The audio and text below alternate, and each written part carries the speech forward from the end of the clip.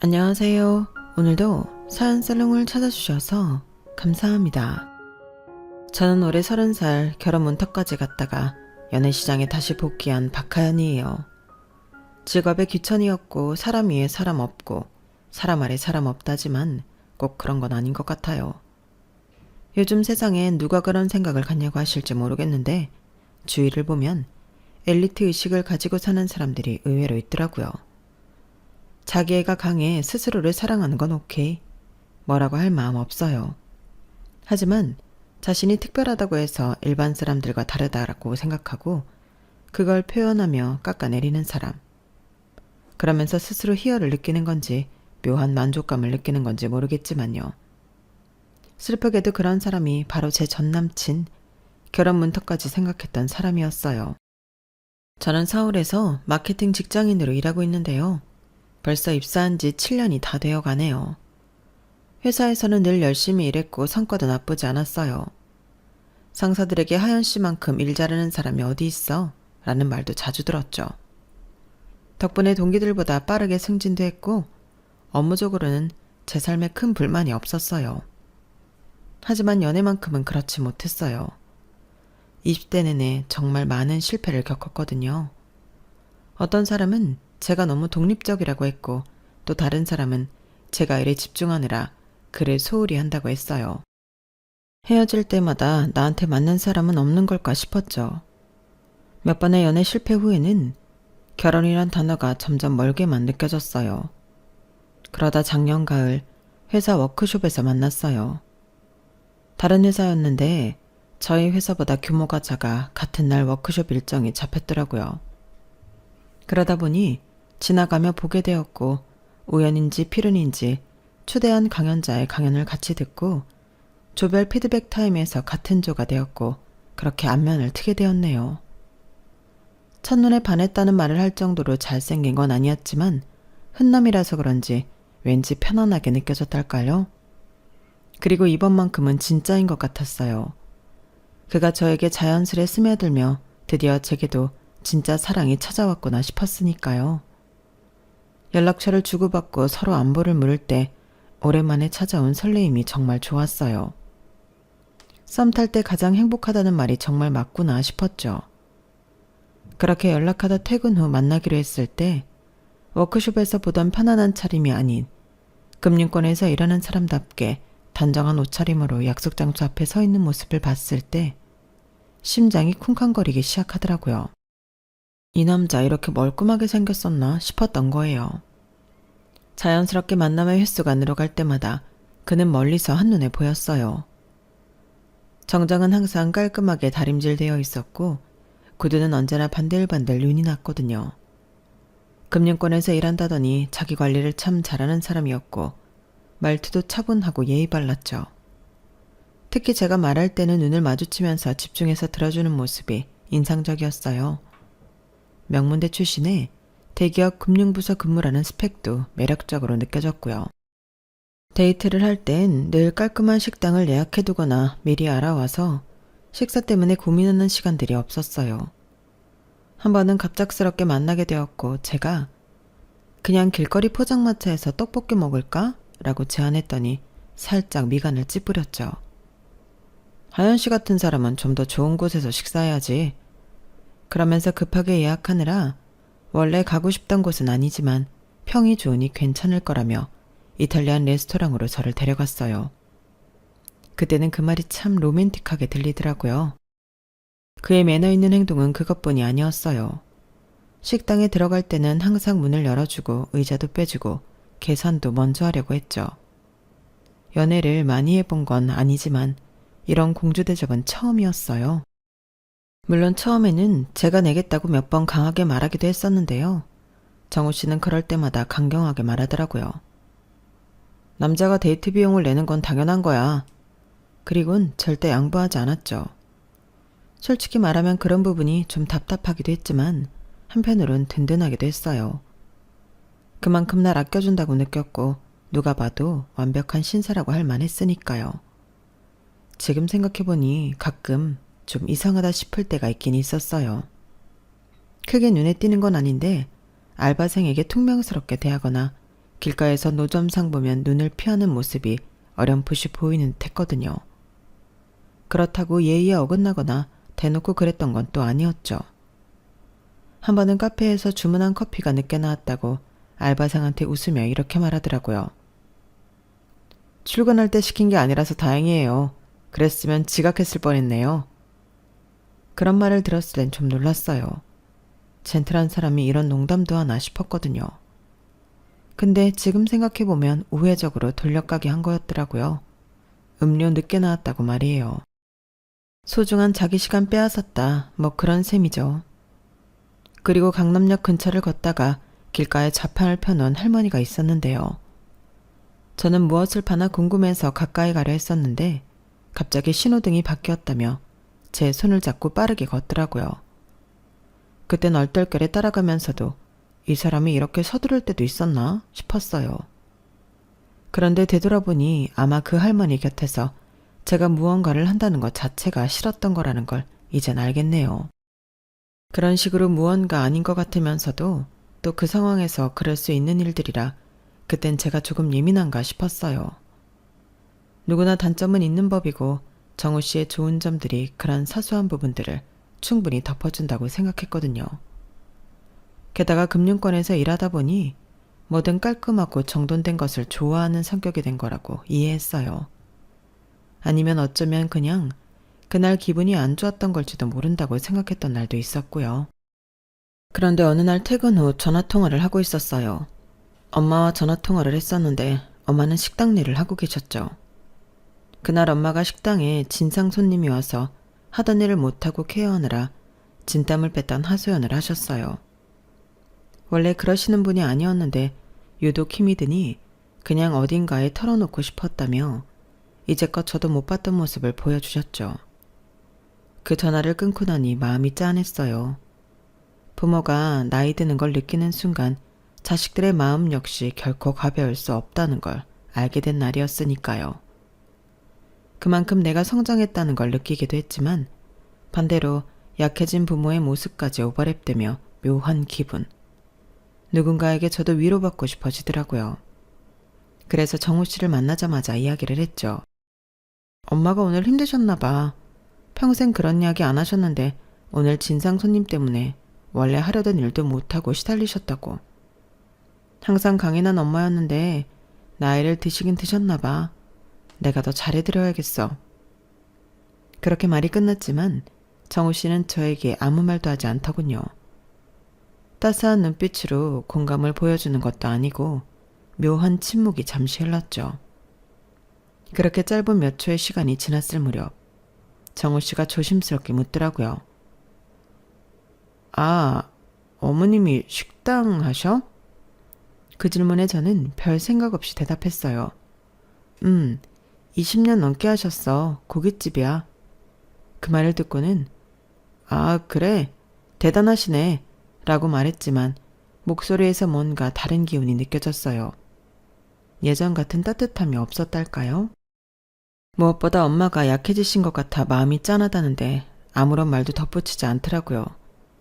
그래서 몇 마디 더 할까 싶었다가 멈췄어요. 이 사람은 아직 이런 걸 겪어본 게 아니라 공감하기 어렵겠구나. 그땐 그런 생각을 하고 시간이 지나면 공감할 수 있을 거라고 막연하게 넘겼던 것 같아요.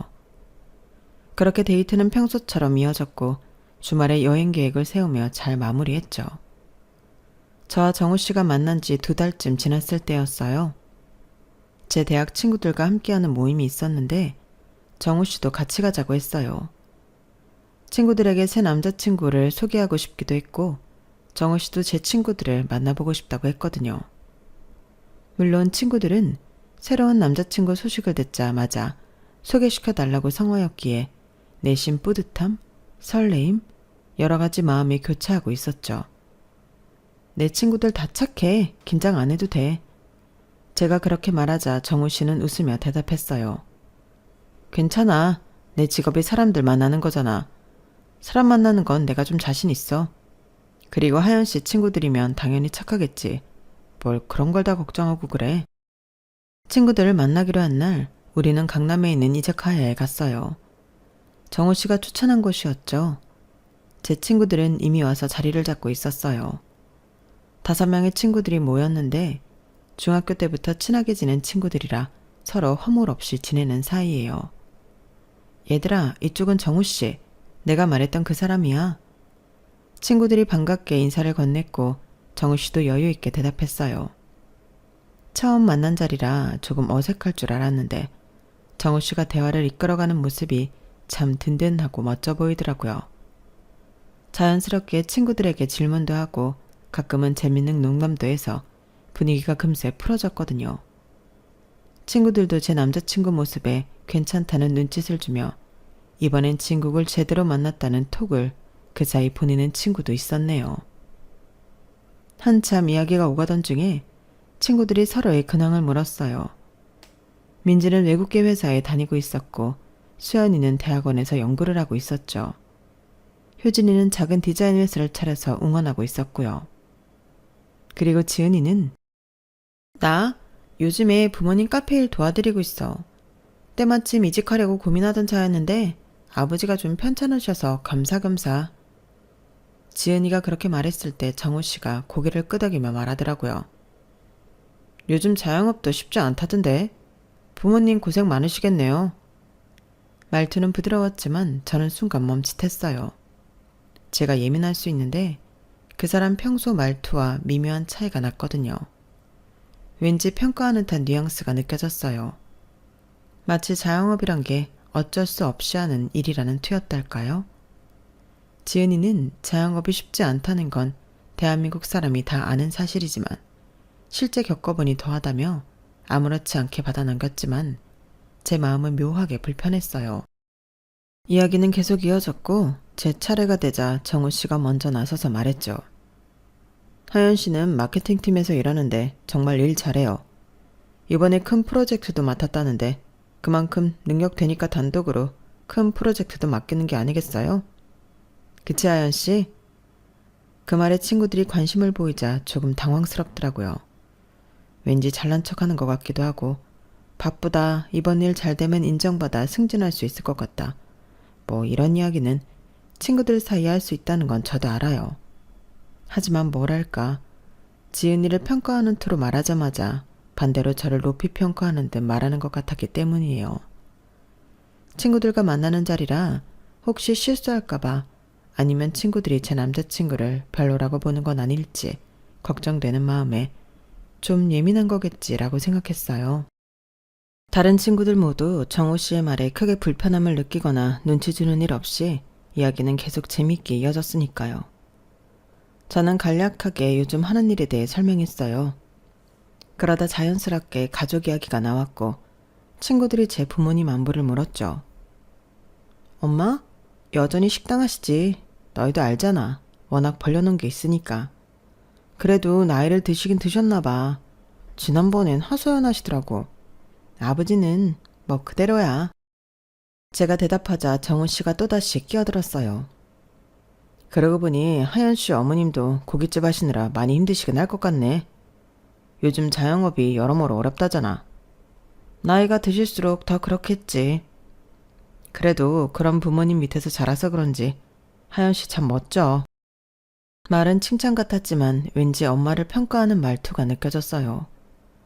요즘 자영업도 쉽지 않은데라는 말을 2번이나 반복한 것도 신경 쓰였고요.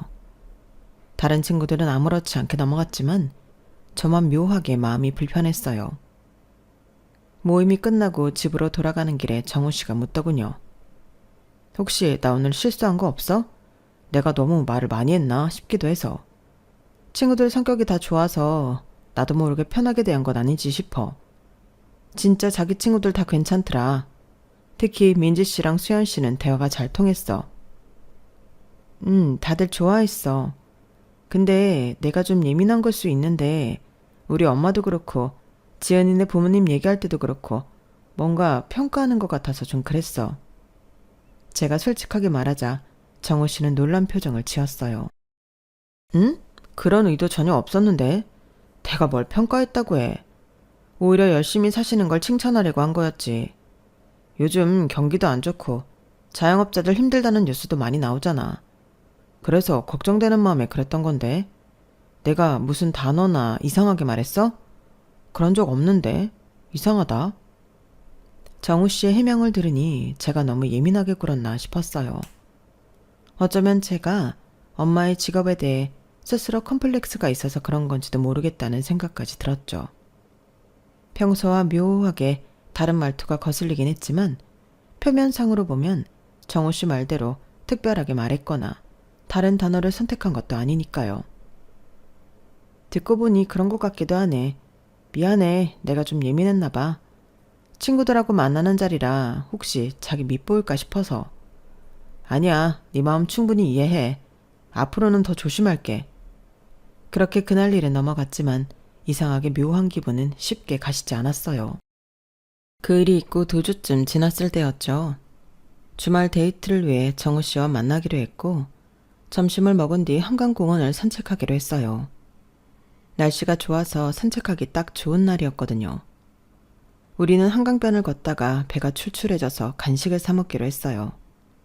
한강공원 주변에는 포장마차들이 즐비했고 저는 그 중에서 떡볶이 파는 곳이 그날따라 유독 눈에 들어오더라고요. 저기서 떡볶이 먹을까? 냄새 되게 맛있는데? 제가 그렇게 말하자 정우 씨는 떡볶이 포장마차를 힐끗 쳐다보더니 미간을 살짝 찌푸렸어요. 저런 데서 먹자고? 포장마차 위생 상태가 안 좋다는 건 뉴스에도 많이 나오잖아. 물도 마음대로 쓸 수 없어서 받아 쓰는데 얼마나 깨끗하겠어? 떡볶이 먹고 싶어? 주문할까? 주문한 건 바로 해서 주는 거랑 또 맛이 다르잖아. 괜찮아. 나도 전에 여기서 몇 번 먹었는데 맛있었어. 위생상 문제 있었으면 진작 장사 못했겠지. 예전하고 다르게 요즘은 포장마차 위생 상태도 점검 나온다잖아. 그래도 정우 씨의 표정이 밝아지지 않자 저는 다른 선택지를 제안했어요. 아니면 저기 편의점에서 간식 살까? 그제서야 정우 씨는 안도의 표정을 지으며 고개를 끄덕였죠. 우리는 편의점에서 삼각김밥과 음료수를 사서 한강변 벤치에 앉았어요. 맞은편에는 여전히 포장마차들이 있었고 많은 사람들이 줄을 서서 기다리고 있었고요. 정우 씨가 그 모습을 보더니 혼잣말처럼 중얼거렸어요. 저런 데서 일하는 사람들 보면 인생 참. 작은 목소리로 말하며 말끝을 흐리긴 했지만 그 뉘앙스는 분명했어요. 저는 그 말을 듣자마자 가슴이 철렁 내려앉는 것 같았어요. 정말 이 사람, 내가 걱정하는 그런 모습을 가지고 있나 싶었거든요. 무엇보다 우리 엄마도 그런 시절이 있었다는 걸 정우 씨는 모르고 있었으니까요. 알게 된다면 그때도 걱정되었다고 그런 게 아니라고 말할 건가 싶었죠. 우리 엄마도 그런 시절이 있었어. 처음에는 작은 포장마차에서 시작하셨어. 처음부터 시작이 좋으면 좋겠지만 사실 그런 사람 몇이나 된다고. 밑바닥부터 시작해 스스로를 증명하듯 더 키워나가는 거지. 혹시나 싶어 꺼낸 제 말에 정우 씨는 당황한 듯 고개를 돌렸어요. 그러더니 빠르게 화제를 돌리더군요. 아, 그러셨구나. 힘드셨겠네. 그래도 지금 노점상에서 하는 게 아니면 된 거지 뭐. 그나저나 요즘도 편의점 음식 잘 나오네. 생각보다 이거 맛있다, 그치? 그렇게 말하면 삼각김밥을 한 입 베어 물었어요. 대화는 갑자기 끊겼고 어색한 침묵이 흘렀죠. 저는 그때 정우 씨의 표정을 똑똑히 기억해요. 당혹감과 불편함, 그리고 어딘가 약간의 속내를 알 수 없는 미묘함이 섞인 표정이었어요. 그날 데이트는 별일 없이 마무리됐지만 그 순간의 기억은 제 마음 한구석에 남더군요. 정우 씨는 대놓고 말하진 않았지만 속으로는 식당 일은 천한 일이라는 인식이 굳건한 건 아닐까 내심 걱정이 들기 시작했거든요. 그리고 그건 제 엄마도 예외가 아니라는 게 더 큰 문제였어요. 아니 오히려 왜 하필이면 저희 엄마가 그런 일을 하셔?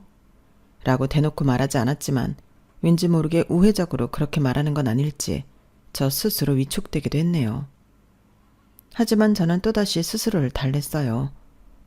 완벽한 사람은 없어. 정우 씨도 자기 생각이 있겠지.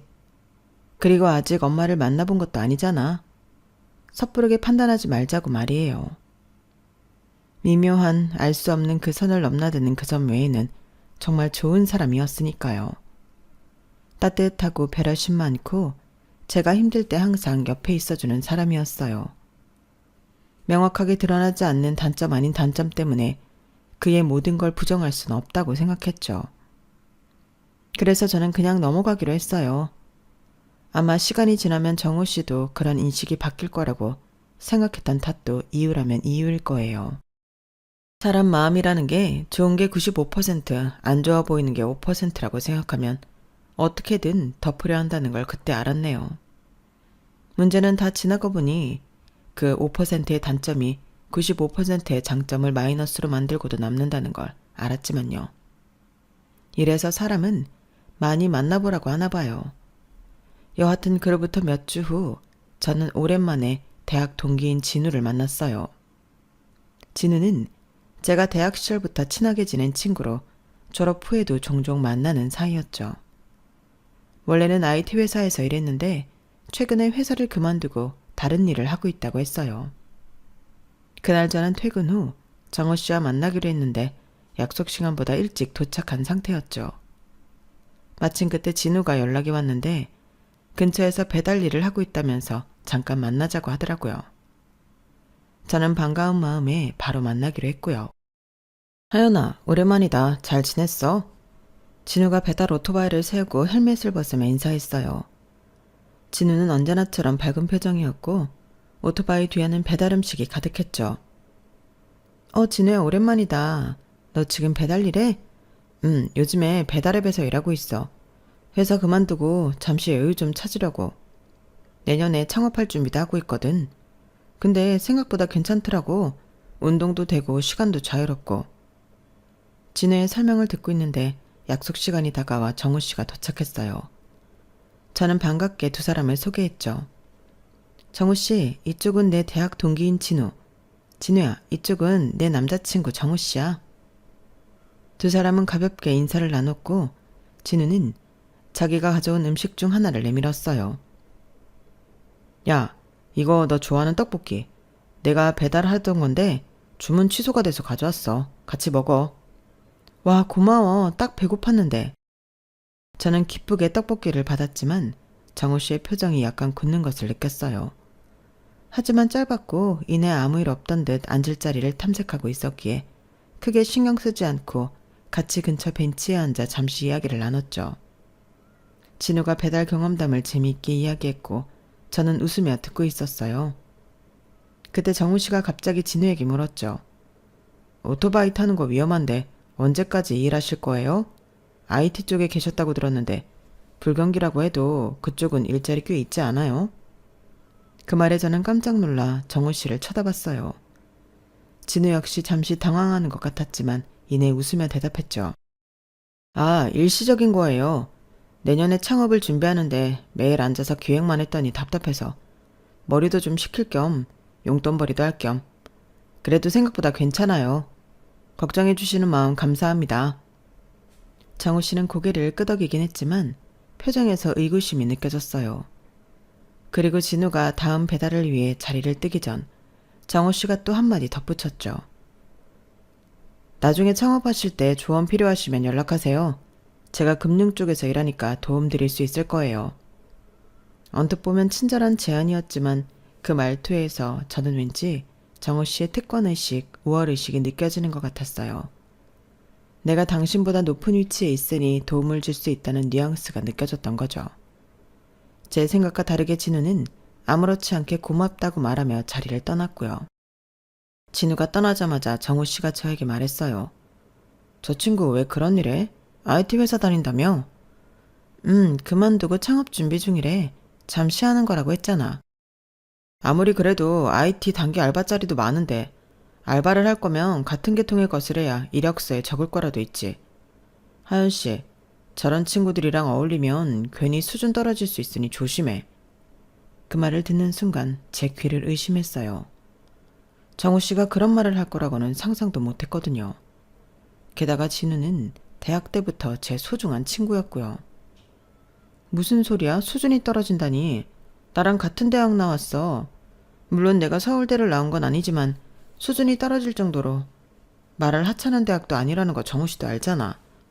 좋은 회사 다니던 애고 회사 다녀봤자 남한테 좋은 일 시킨다고 자기 일 하고 싶다는 애야. 그리고 일에 귀천이 어딨다고 그런 말을 해. 제가 어이없기도 했지만 지금까지 의심했던 게 확신이 되는 것 같아 화를 냈어요. 그러자 정우 씨는 당황하며 바로 사과를 하더라고요. 미안해, 그런 뜻이 아닌데 내가 말재주가 없다 보니까 마음을 다르게 표현했나 봐. 단지 나는 하연 씨가 그러는 것처럼 친구들도 자신의 일에 좀 더 집중했으면 하는 바람에서.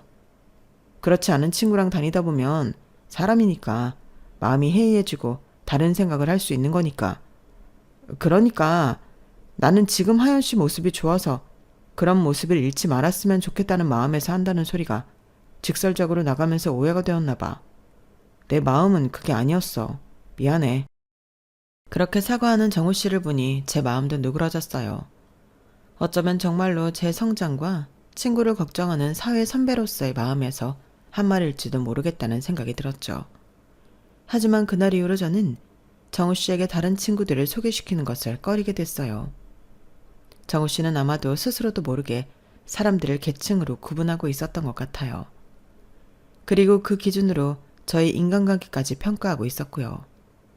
하지만 이내 사과하는 글을 보면서 그때까지도 저는 이게 사소한 단점일 뿐이라고 생각했네요. 하지만 그런 생각도 얼마 가지 않았어요. 곧 모든 것이 확연히 드러나는 사건이 발생하고 말았네요. 친구 진우와의 사건이 있은 후로도 우리는 계속 만남을 이어갔어요. 저는 정우 씨의 그런 면모가 시간이 지나면 나아질 거라고 믿었죠. 무엇보다 서로 많이 사랑했으니까요. 그렇게 만난 지 8개월 정도 된 어느 날, 정우 씨가 진지한 표정으로 저에게 말을 꺼냈어요. 하연아, 우리 이제 서로 많이 알게 됐잖아. 나 진짜 너랑 결혼하고 싶어. 갑작스러운 프로포즈에 저는 잠시 말을 잊었어요. 물론 저도 정우 씨와 미래를 함께하고 싶다는 생각은 했지만 이렇게 빨리 결혼 이야기가 나올 줄은 몰랐거든요. 그래. 나도 정우 씨랑 함께하고 싶어. 그렇게 우리는 결혼을 약속했고 자연스럽게 양가 부모님께 인사드리는 일정을 잡게 됐어요. 정우 씨 자신 부모님은 일정상 2주 뒤에나 뵐 것 같다며 우선 저희 부모님 먼저 뵙자고 하더군요.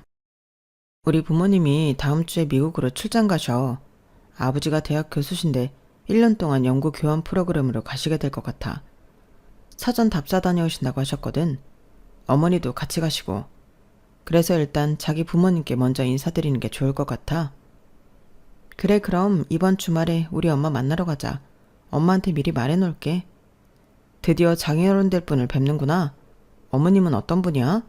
나 뭐 준비하면 될까? 특별히 뭘 준비할 필요는 없어. 그냥 편하게 오면 돼. 인사드리러 오는 거긴 하지만 그렇다고 앞으로 계속 볼 건데 불편하게 생각하면 오히려 그게 부담이잖아. 그 말을 하는 순간 정우 씨의 부모님은 어떤 분들일지 문득 궁금해졌어요. 정우 씨는 가끔 부모님 이야기를 했지만 자세한 얘기는 들은 적이 없었거든요. 정우 씨 부모님은 어떤 분들이야? 나중에 만나면 너무 긴장될 것 같아서. 정우 씨는 미소를 지으며 대답했어요. 우리 아버지는 S대 경영학과 교수야. 요즘은 주로 해외 대학들이랑 교류하시지. 어머니는 예전에 대기업 임원이셨는데 지금은 은퇴하시고 아버지 학회 일 도와드리고 계셔. 우리 집은 성북동에 있어. 할아버지 때부터 살던 집이라 오래됐지만 나름 괜찮아. 정우 씨가 별것 아닌 듯 말했지만 저는 깜짝 놀랐어요. S대 교수의 대기업 임원 출신이라니. 게다가 성북동에 오래된 집이라면 아마 꽤 큰 한옥일 가능성이 높았죠. 속으론 TV 속에서 보는 부잣집 도련님이 정우 씨였나? 웃으며 그런 생각도 했었네요. 저의 그런 생각을 모르는 정우 씨가 계속 말을 이어갔어요. 아, 그리고 집에 가보면 도우미분이 계셔. 이모라고 부르긴 하는데 진짜 이모는 아니니까 혹시 놀라지 마. 나 어릴 때부터 우리 집에서 일하셔서 가족 같은 분이야. 아마 다다음 주쯤이면 정원사 아저씨도 이제 본격적으로 출근할 거라 마당에서 뵙는 분은 정원사 아저씨니까 너무 격식 차려서 인사할 건 없어. 그제서야 정우 씨의 행동이 조금 이해가 됐어요. 어쩌면 그의 계층의식은 타고난 게 아니라 그렇게 자라온 환경 탓일 수도 있겠다는 생각이 들었죠. 가정부가 있는 집에서 자라며 부모님도 모두 사회적으로 성공한 사람들이었으니 세상을 바라보는 관점이 저와는 다를 수밖에 없었을 거예요. 사실 저도 잘 모르지만 TV 속 부잣집 도련님들을 보면 그런 경우가 많았고 정우 씨도 그럴 수 있겠다 싶었던 거죠. 하지만 그게 꼭 변명처럼 당연시되는 건 아니라 생각했어요. 많은 부유한 집안 출신들도 다른 사람들을 존중하며 살아가니까요. 오히려 정우 씨가 좋은 환경에서 자랐다면 다른 사람들의 어려움을 더 이해하고 공감할 수 있어야 하는 것 아닐까요? 자란 환경을 듣자 이해가 되면서도 꼭 그게 면죄부는 될 수 없다는 이중적인 생각들이 머릿속을 가득 메웠죠. 그렇게 주말이 다가오면서 저는 점점 더 긴장되기 시작했어요.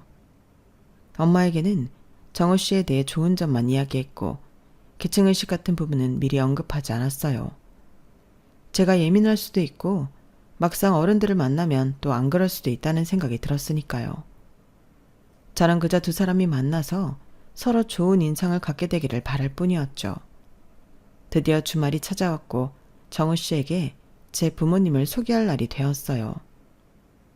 아니, 정확히는 저희 어머니를 소개할 날이었죠. 아버지는 오래전에 돌아가셨으니까요.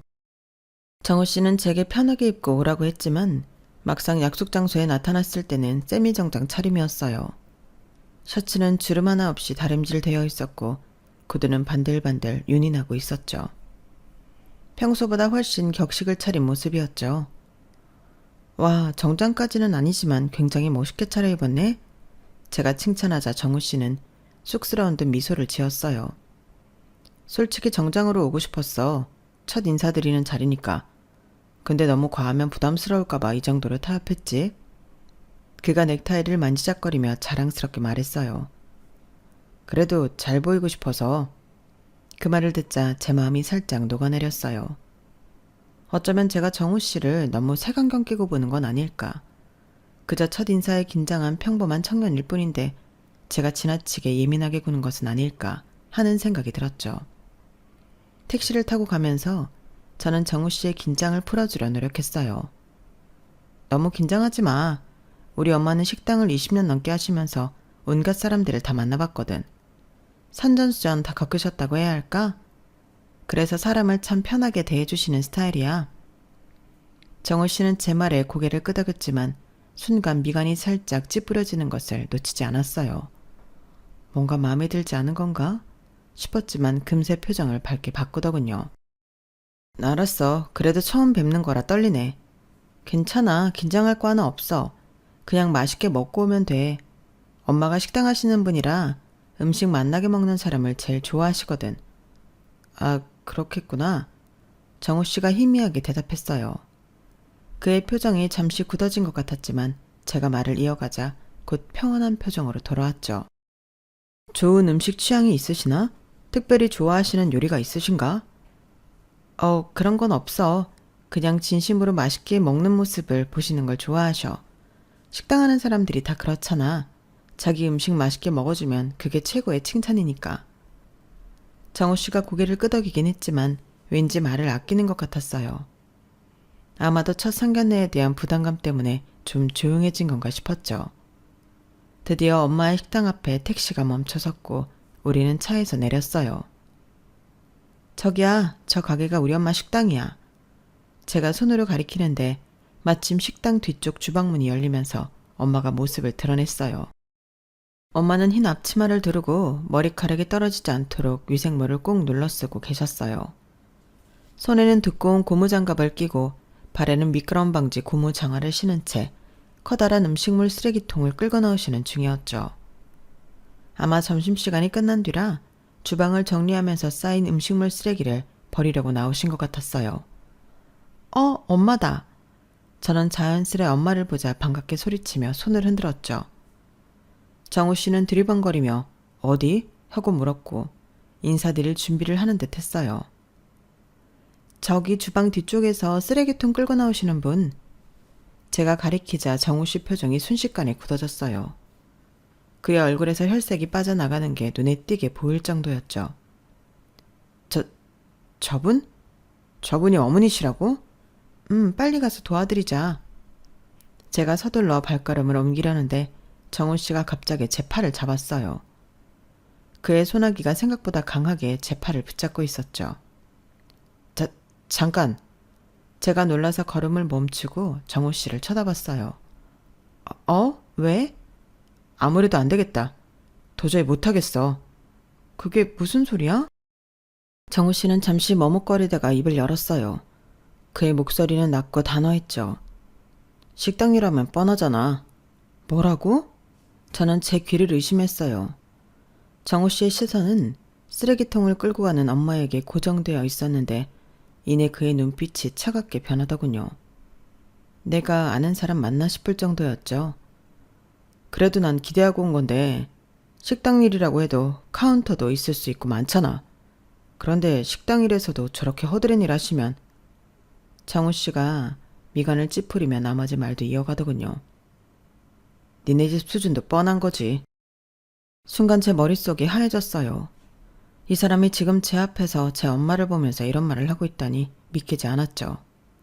그동안 알게 모르게 느끼긴 했어도 다른 사람도 아니고 우리 엄마를 이렇게 대놓고 무시하는 발언을 할 줄 정말 몰랐거든요.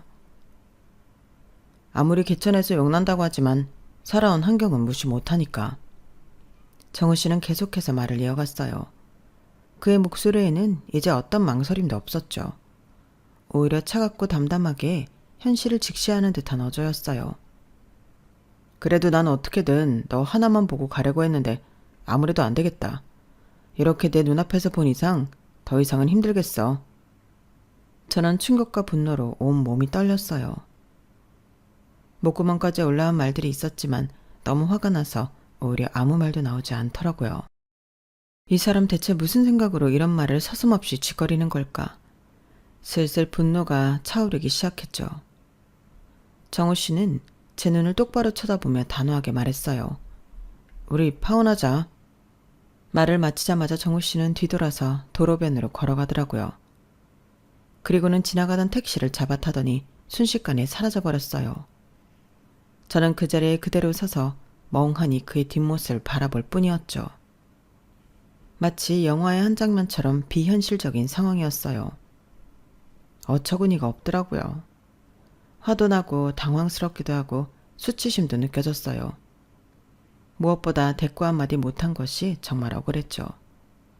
쏟아부을 준비를 했는데 자기 할 말만 하고 꽁무니를 빼다니 그 순간 정우 씨의 말이 제 머릿속에서 울려 퍼졌어요. 식당이라면 뻔하잖아. 어떻게 그런 말을 할 수 있을까요? 엄마는 쓰레기를 버리고 오시다가 저를 발견하고 손을 흔들었어요. 하연아 왔구나. 예비사위는 어디 갔어?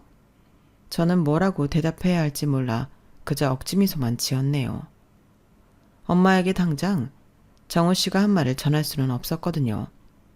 그런 모욕적인 말을 굳이 엄마가 알게 하고 싶지 않았어요. 같이 왔는데 갑자기 급한 일이 생겼대. 다음에 다시 올게. 엄마는 의아한 표정을 지으셨지만 더 묻지 않으셨어요. 그래, 아쉽네. 너라도 그럼 잠깐 들어왔다가. 저는 엄마와 함께 식당으로 들어갔어요. 하지만 정우 씨의 말이 계속 머릿속을 맴돌았고 도저히 평정심을 유지할 수 없더군요. 저는 결국 톡을 보냈어요. 후회할 텐데 괜찮아? 놀랍게도 정우 씨는 이 메시지는 바로 읽었어요. 그리고 잠시 후 답장이 왔죠. 후회? 난 그런 거 모르는데. 화면을 보는 순간 저는 폭발할 것 같았어요. 지금까지 느꼈던 모든 불편함과 불쾌함이 한꺼번에 밀려오는 걸 느꼈죠. 모든 점들이 이제 자연스레 하나로 연결되더군요. 정우 씨의 알바생에 대한 태도, 길거리 노점상을 보는 눈빛, 진우를 평가하던 말투, 모든 것이 결국 이런 결말을 향해 달려오고 있었던 거예요. 저는 가슴속 깊은 곳에서 올라오는 분노를 느꼈어요. 단순히 정우 씨에 대한 분노가 아니라 그동안 제가 눈치채고도 넘어갔던 모든 순간들에 대한 후회와 자책감까지 섞인 복잡한 감정이었죠. 하지만 이대로 끝낼 수는 없었어요. 제 핸드폰 갤러리를 열어 특별한 사진 한 장을 찾아냈어요. 그리고 그 사진을 정우 씨에게 보냈죠. 그 사진은 엄마가 1호점 개업식 때 찍은 리본 커팅 사진이었어요. 사진 중앙에는 엄마가 환하게 웃으며 커다란 가위로 리본을 자르고 계셨고 그 옆에는 저와 할아버지 그리고 초기 직원들이 함께 서 있었죠. 간판에는 지금은 누구나 다 아는 유명 체인점 이름 땡땡 한상 차림이 크게 써 있었고 그 아래로 1호점 개점식 2000땡땡 3월 28일이라는 현수막이 걸려 있었어요. 사진 하단에는 보도사진처럼 땡땡일보 제공이라는 글자도 선명했고요. 그리고 간단한 메시지를 함께 보냈어요. 우리 엄마 그냥 식당 일 하는 거 아니야. 전국적인 매장 가진 창업주셔. 식당업계에서는 전설적인 인물이지. 처음에는 작게 시작하셨지만 이제는 가맹점 관리하고 브랜드 총괄하시는 사업가셔. 나도 전에 본사 마케팅 일 도운 적 있고. 정말 후회 안 해? 이번에도 역시 바로 읽었는지 메시지 옆 숫자가 바로 사라지더군요. 하지만 답장은 오지 않았어요. 순간 너무 내가 유치했나 싶더라고요. 보나마나 강약 약각인 사람인데 그런 사람 눈높이에서 유치하게 굴었으니 나 같아도 대꾸하기 싫었겠다 싶었어요. 하지만 적어도 우리 엄마가 당신이 무시할 정도로 형편없는 사람이거나 허드렛 일 하며 힘들게 사시는 분은 아니라는 걸 보여줬다고 생각하고 마음의 평정심을 찾아갔어요. 아니, 정확하게 말하면 그러려고 했죠. 더 이상 어떤 연락도 무의미했고 계속 연락한다면 오히려 제가 목매다는 꼴이 될 테니까요. 끝이 찝찝하게 끝난 게 못내 아쉬웠지만 어차피 내 짝이 아니었다는 생각에 똥차 잘 치웠다고 생각하고 엄마가 준 커피 한 잔을 마시며 엄마 가게에 앉아 있었네요. 그렇게 10분쯤 지났을까? 가게 문이 열리더니 정우 씨가 환하게 웃는 모습으로 들어오는 거예요. 한 손엔 아니 양손 가득 상당히 큰 꽃다발을 든 채 말이에요. 가게 문이 열리자마자 저는 깜짝 놀랐어요. 정우 씨가 환한 미소를 짓고 있었거든요. 불과 얼마 전까지만 해도 식당 일하면 뻔하잖아 라며 뒤돌아서서 떠났던 그 사람이 이제는 양손 가득 거대한 꽃다발을 들고 마치 아무 일도 없었다는 듯 서 있었으니까요. 하연아, 정우 씨가 반갑게 소리쳤어요. 마치 그가 분위기를 망친 게 아니라 제가 그랬다는 듯한 어조였죠. 그러더니 엄마를 향해 큰 소리로 인사하더군요. 어머니 안녕하세요. 빈손으로 오는 건 예의가 아닌 것 같아 이 사람 먼저 보내고 급하게 꽃 좀 사오느라 늦었습니다. 혹시 제가 잠깐 자리를 비운 사이 하연 씨가 이상한 소리하고 그런 건 아니겠죠? 카운터에 앉아 계시던 엄마는 웃으며 정우 씨에게 다가갔어요. 만나서 반가워요. 하연이 엄마예요. 급한 일이 생겨서 갔다고 다시 온다고 말하더니 이렇게 서프라이즈 하려고 그랬어요? 어머, 우리 하연이 복 받았네. 아, 복은 제가 받았죠. 어머님 힘든 일 하시느라 고생하셨을 텐데 하연 씨 낳아주시고 이렇게 예쁘고 능력 있는 여성으로 키워주시기까지 정말 대단하세요. 어머, 우리 하연이가 그렇게 좋아요? 만나자마자 비행기를 마구마구 태우네. 어지러우니까 그런 말 앉아서 해요. 하연아, 너는 남자친구가 왔는데 표정이 왜 그래? 여기 앉아 있어요. 주방 마무리하고 나올 테니. 그렇게 말씀하시곤 엄마는 주방으로 들어가셨어요. 저는 차갑게 말했죠. 왜 왔어? 왜 오긴 어머니한테 인사드리기로 했잖아. 인사드리러 왔지. 설마 아까 내가 이상한 말 했다고 그 말 진심이라고 믿는 건 아니지? 내가 아까 말했잖아. 난 후회하는 일 안 한다고. 자기가 꽃 같은데 돈 쓰는 거 싫어하니까 그렇게 말할 수밖에 없었어. 어머님들은 꽃 좋아한다고 우리 엄마가 그랬거든. 나이가 들수록 꽃 선물 받을 일이 없어서 꽃 선물 받으면 좋다고. 그래서 그랬지. 미안. 내가 너무 심하게 말했지? 자기 놀란 마음 알아. 근데 그렇게 안 했어 봐. 내가 그때 택시 타고 혼자 꽃 사러 갈 수나 있었겠어? 아마 빈손으로 여기 앉아서 어머님하고 이야기하고 있었을걸? 점수도 못 따고 말이야. 봤지? 어머니 꽃다발 보시더니 환하게 웃음 지으시는 거. 이런 게 필요하다니깐. 어찌나 말을 청산유수처럼 잘 하시던지. 정말 주둥아리를 꼬매고 싶다는 생각이 저도 모르게 머릿속에 떠올랐어요.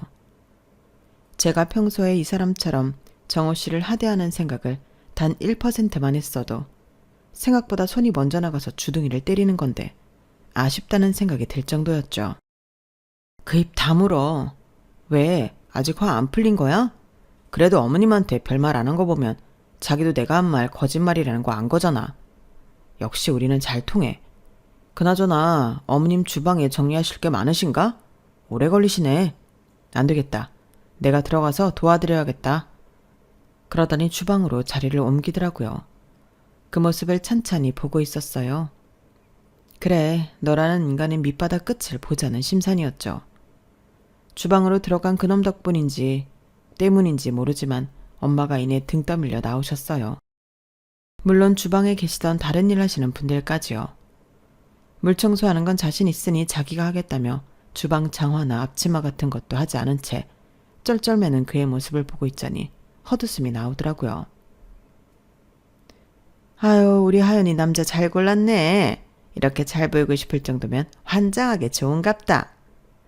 그러게 말이에요. 지금까지 데리고 온 남자 중에 제일 적극성을 띠네요. 그래도 근성은 있어 보여요.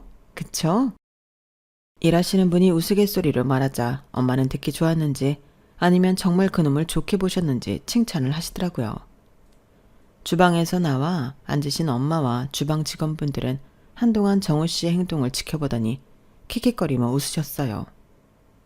엄마가 저를 보더니 눈짓으로 어떡할래? 라고 물으시는 것 같았죠. 저는 도저히 참을 수가 없었어요. 가게 안은 점심시간이 지나 한산했지만 그래도 몇몇 손님들이 있어서 조용히 엄마 귀에 속삭였어요. 엄마, 5분만 시간 줘. 이 사람 진짜 엄마 보고 식당 일 하면 뻔하잖아 라면서 도망갔다가 내가 보낸 사진 때문에 다시 온 거니까 이따 자세히 알려줄게. 엄마의 표정이 순간 굳어졌다가 이내 미소를 지으셨어요. 그래? 그럼 엄마가 좀 도와줄까? 저는 고개를 끄덕였어요. 엄마가 주방으로 들어가셨고 곧 주방에서 정우 씨와 함께 나오셨어요. 정우 씨의 셔츠는 물에 젖어 있었고 머리는 헝클어져 있었어요. 하지만 얼굴에는 환한 미소가 가득했죠. 하연아, 어머니랑 좀 이야기했어. 정말 대단한 분이셔. 이렇게 큰 체인점을 운영하시면서도 겸손하게 직접 일하시고 진짜 존경스러워. 엄마는 정우 씨의 말을 들으며 미소를 지으셨어요. 그러더니 갑자기 말씀하셨죠. 그나저나 아까 하연이 말로는 식당 일하면 뻔하다며 도망갔다가 돌아왔다던데 그게 무슨 얘기예요? 정우 씨의 얼굴이 순간 하얗게 변했어요. 그게 제가 너무 긴장해서 그냥 농담 같은 농담이었어요? 그래서 우리 딸이 그렇게 상처받았나 보네. 아니, 정말 그런 뜻이 아니라 엄마가 자리에서 일어나셨어요. 키가 작으신 엄마였지만 그 순간만큼은 정우 씨 앞에서 위압감이 느껴질 정도로 당당해 보였어요. 우리 가게 이름 알고 다시 온 거라면서요? 전체 체인점 사장이라고 해서 달라진 거예요? 정우 씨는 말문이 막힌 듯 했어요. 주변의 직원들과 몇몇 손님들도 상황을 지켜보고 있었죠. 저기 그게 아니라 저는 진심으로. 젊은 사람을 겉으로만 판단하면 안 돼요. 제가 처음에는 포장마차로 시작했다는 거 하연이가 얘기 안 했나요? 길거리에서 떡볶이 팔던 시절도 있었어요. 그때 저를 봤다면 도망갔을 텐데. 정우 씨는 이제 땀을 뻘뻘 흘리고 있었어요. 제가 정말 잘못했습니다. 다시는 그런 일 없을 거예요. 우리 하연이는 누구보다 똑똑하고 마음 따뜻한 아이예요. 그런 아이를 겉모습이나 직업으로 판단하는 사람이랑은 어울리지 않아요. 이제 가보세요. 정우 씨는 잠시 서 있다가 마지막으로 제게 도움을 청하는 듯 쳐다봤어요. 하지만 저는 차가운 눈빛으로 그를 바라볼 뿐이었죠. 그 이름 하나에 흔들릴 정도면 넌 나랑 안 맞아. 제가 단호하게 말했어요. 엄마가 포장마차 하시든 노점상 하시든 체인점 CEO든 그건 중요하지 않아. 중요한 건 사람의 가치를 어디에 두는지야. 너는 그걸 이해 못할 거야. 정우 씨의 얼굴이 붉어졌어요. 더 이상 할 말이 없었는지 마지막으로 목례를 하고 가게를 나갔어요. 꽃다발은 테이블 위에 그대로 남겨둔 채로요. 그렇게 저는 결혼 문턱까지 갔다가 다시 연애시장으로 복귀하게 되었어요. 돌이켜보면 직업의 귀천이었고 사람 위에 사람 없고 사람 아래 사람 없다 라는 말이 얼마나 소중한지 몸소 깨닫게 된 경험이었죠. 사람을 겉모습이나 직함, 직업으로 판단하는 것이 얼마나 위험한지, 또 그런 사람과 인생을 함께했다면 얼마나 불행했을지 생각하면 오히려 일찍 알게 되어 다행이라고 느껴요. 이제는 제 감에 더 귀 기울이고 작은 징후도 무시하지 않을 거예요. 5%의 단점이 95%의 장점을 완전히 무너뜨릴 수 있다는 것도 배웠고요. 무엇보다 우리 엄마 같은 분들이 계시기에 제가 이렇게 당당하게 설 수 있다는 걸 다시 한번 깨달았답니다. 내 짝은 그런 가치를 함께 나눌 수 있는 사람이어야 하니까요. 이제 정말 똥차 보냈으니 이젠 벤츠가 오길 설레는 마음으로 기다려보네요. 여기까지 제 사연이었습니다. 들어주셔서 감사합니다. 매일매일이 행복하시고 매일매일 건강하세요. 여러분, 사연 댓글에 응원과 현명한 조언 부탁드려요. 좋아요와 구독은 저에게 큰 힘이 됩니다. 오늘도 좋은 일 가득하세요.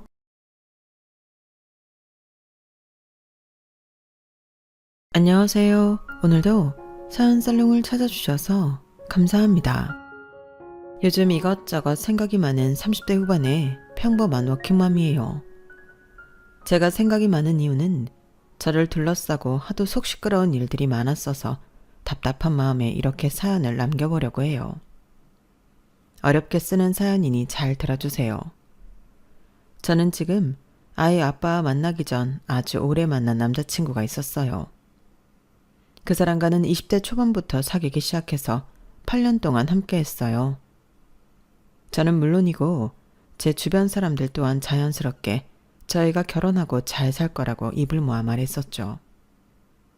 저는 그와 빨리 가정을 꾸리고 살고 싶었는데 그 사람은 아니었던 것 같아요.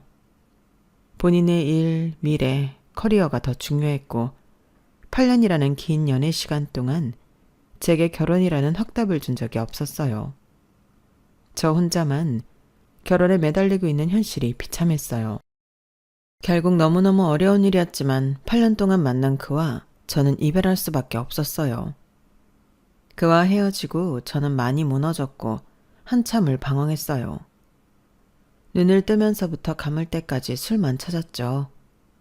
당연히 다니던 직장도 그만두고 더 깊은 동굴로만 빠져들어갔어요.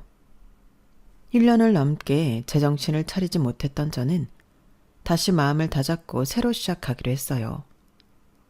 그동안 멈춰있던 제 전문 경력 공부도 다시 시작하고 무엇보다 영양가 없이 술로만 찌들어 있던 몸의 회복이 급선무였어요. 영양가 있는 것들로 찾아 먹었고 운동을 해서 몸의 균형을 찾아가기로 했죠. 지인의 소개로 퍼스널 트레이닝을 전문으로 하는 곳을 찾아갔고 그곳에서 바로 지금의 남편을 만나게 되었어요. 제 담당 트레이너였던 그의 첫인상은 엄청난 호감형은 아니었어요. 저는 단지 다시 건강해지려고 간 것이었는데 그가 제게 작업을 먼저 걸기 시작했었죠. 보경씨, 지난번 등 운동한 거 괜찮았죠? 뒷라인이 벌써 달라졌는데요. 오늘도 열심히 달려봅시다. 지난번 운동하고 진짜 집에 가서 몸살 알았어요. 살살해져요, 선생님. 오늘도 빡세게 해야 이번 주말 치팅데이 때 맛있는 거 먹죠. 치팅데이요? 저 뭐 먹을 계획 없는데? 내가 계획 있어요. 토요일 장원공원 정문에서 2시에 봐요. 내가 맛있는 집 알아놨으니까 같이 가요. 저랑 선생님이랑요? 제 트레이너였던 그는 그렇게 제 옆자리를 파고 들어왔어요. 하지만 저는 1년이나 훨씬 지났어도 아직 전남친과의 이별 후유증으로 연애 생각이 없었어요.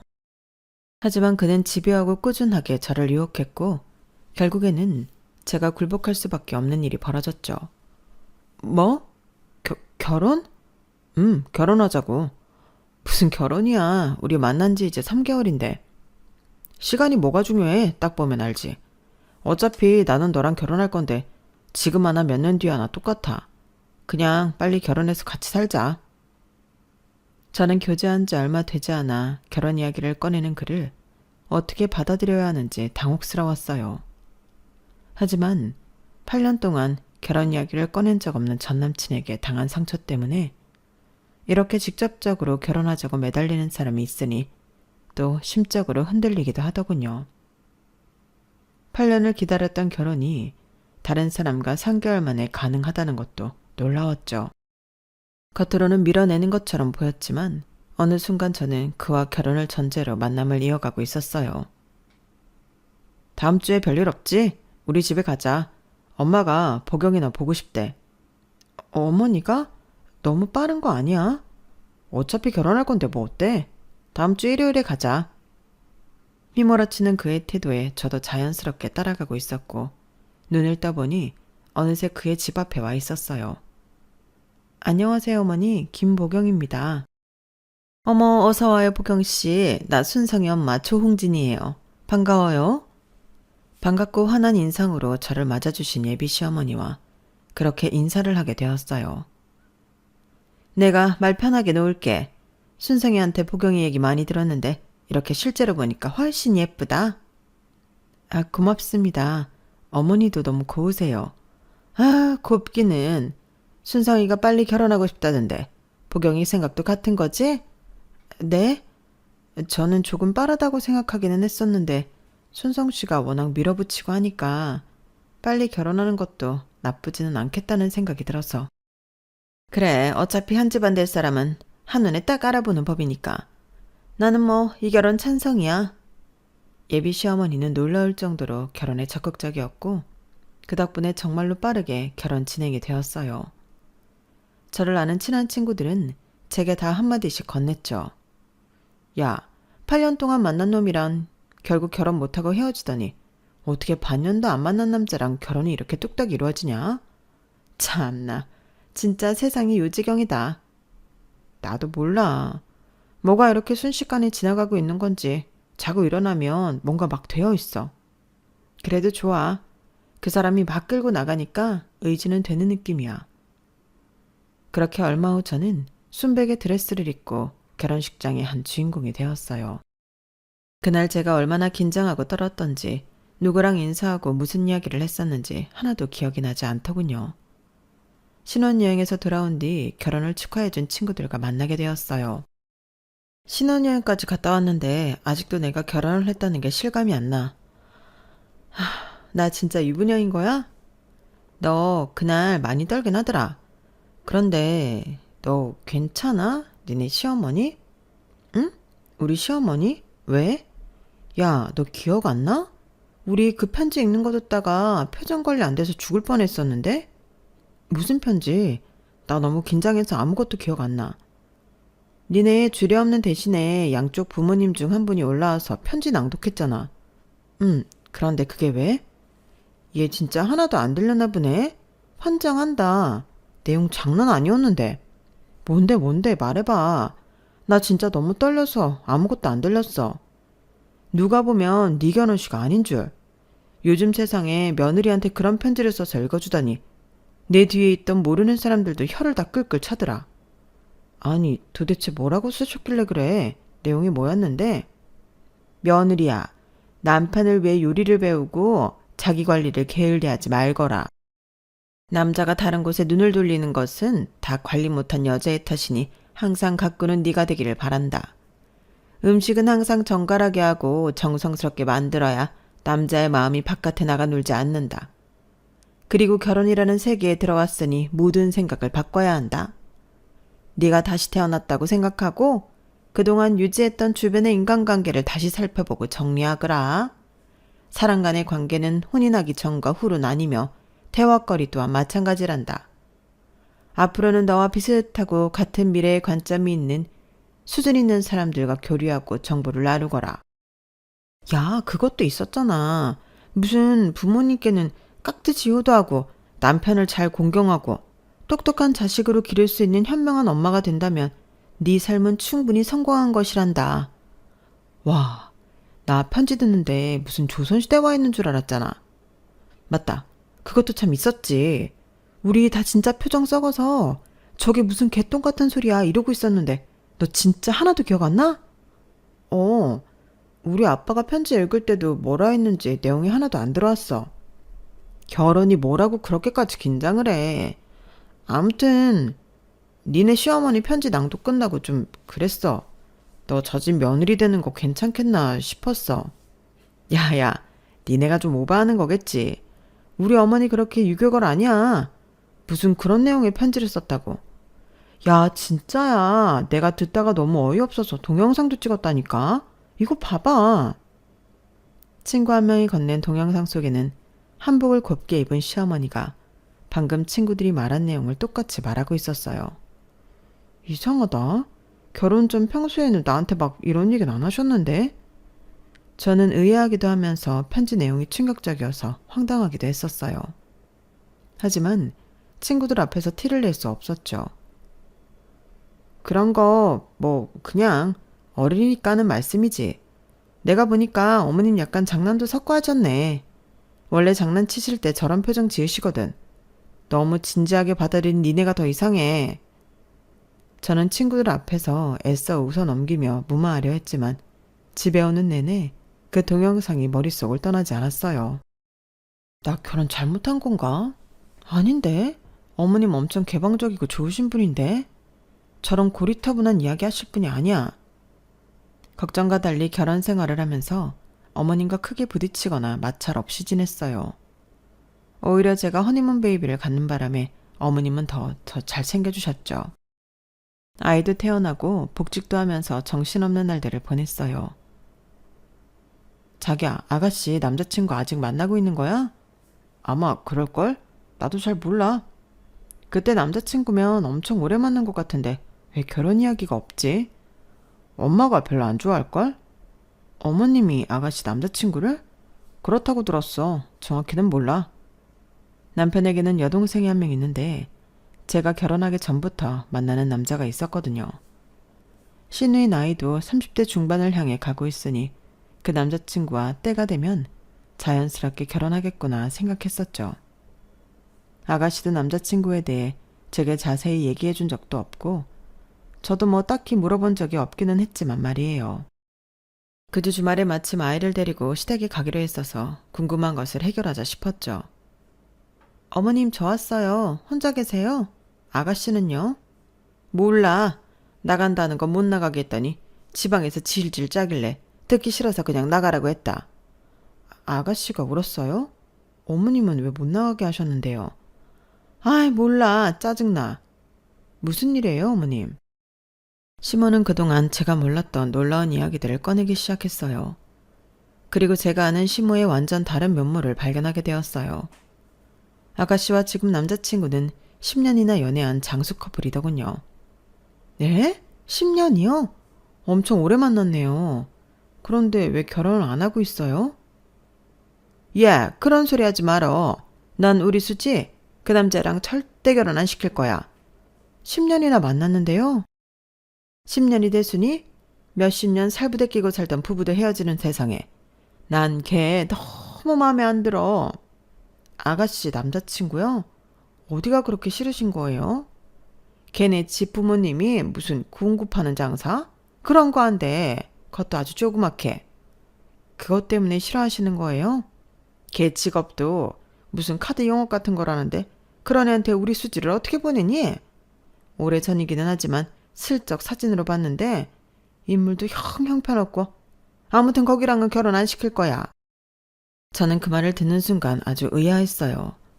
사실 아가씨도 여자치고는 매력적인 외모를 갖고 있는 편도 아니었고 선생님을 하고 싶어 했는데 계속 임용에서 떨어져 지금은 계약직으로 사무일을 하고 있는 상황이었거든요. 솔직히 아가씨도 뭐 하나 내세울 것 없는 상황인데 시모가 너무 상대방을 낮게만 보는 것 같아 이상하더군요. 그럼 실제로 만나봐도 마음에 안 드셨던 거예요? 내가 걔를 왜 만나보니? 사진만 한번 본 게 다야. 네? 10년을 만났는데 얼굴 한번 안 보셨어요? 실제로 만나면 또 생각보다 괜찮을 수도 있잖아요. 됐어. 벌써 글렀어. 뭐 하나 마음에 드는 구석이 없어. 그럼 아가씨는 어머님 반대에도 10년 넘게 그 사람을 만나고 있는 거예요? 내가 헤어지라고 수천 번을 말했는데 헤어진다 말로만 계속하고 계속 이렇게 질질 끌고 있으니 타건 참. 저는 아가씨 상황이 이렇게까지 나쁜 줄 몰랐었어요.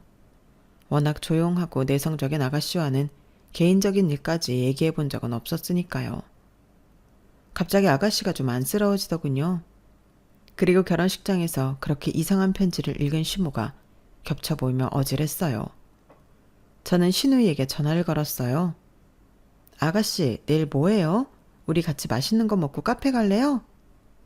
밖에서 따로 만난 적 없었기에 신우이는 저의 제안에 당황했지만 곧 응했어요. 우리 이렇게 밖에서 만나는 거 처음이죠? 미안해요. 결혼하자마자 애 생겨서 육아하고 저도 일하느라 아가씨랑 이런 시간을 가져볼 생각을 못했네요. 괜찮아요. 고마워요, 언니. 아가씨, 지금 남자친구는 있는 거죠? 네? 네. 10년 만난 사람이요? 정확히는 11년 됐어요. 세상에나, 그쪽에서는 결혼하자는 말 안 해요? 해요. 그런데 저희 엄마가 워낙 반대하는 걸 아니까. 남자친구도 어머님이 반대하는 걸 알아요? 그런데도 이렇게 오래 아가씨랑 만나고 있는 거예요? 네. 남자친구도 한동안 자기를 왜 싫어하는지 모르겠다며 화도 내고 했었는데 지금은 그냥 만나요. 서로 결혼 얘기는 최대한 안 꺼내고. 아가씨는 결혼하고 싶어요? 그 남자친구랑? 저는 하고 싶죠. 저도 그러니까 계속 만나고 있는 거고요. 그러니까 남자친구랑 결혼은 하고 싶은데 어머님이 반대를 하고 계시고 그걸 또 뚫고 저항할 정도의 용기는 없으면서 저 남자 아니면 앞으로 남자 못 만날 것 같으니까 그냥 관계랑 시간 둘 다 끌고 있는 거예요? 네, 뭘 어떻게 해야 할지 모르겠어요. 엄마가 워낙 주변 시선도 잘 의식하고 보여지는 거, 남들 앞에서 자랑하는 거 신경을 많이 쓰시는 편이라 제 남자친구가 성에 하나도 안 찬대요. 직업도 인물도 부모님 하시는 일도 사는 곳도 나온 학교도 전부요.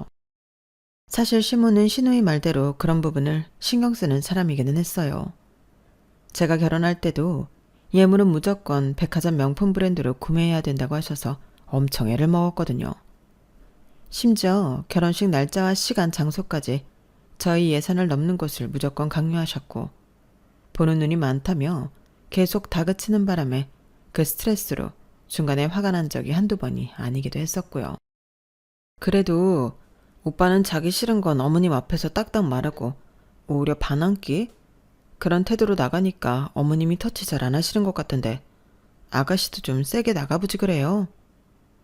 아빠 일찍 돌아가시고 엄마 말은 무조건 잘 들어야 된다고 생각했어요. 엄마가 오빠도 엄청 푸반에 가둬놓고 키우려고 했었는데 그게 되려 독이 됐어요. 오빠는 공부도 잘 안 하고 몸에 문신도 하고 술, 담배 다 하고 하도 삐뚤게 나가니까 결국 엄마도 오빠와는 어느 정도 타협을 보는 것 같더라고요.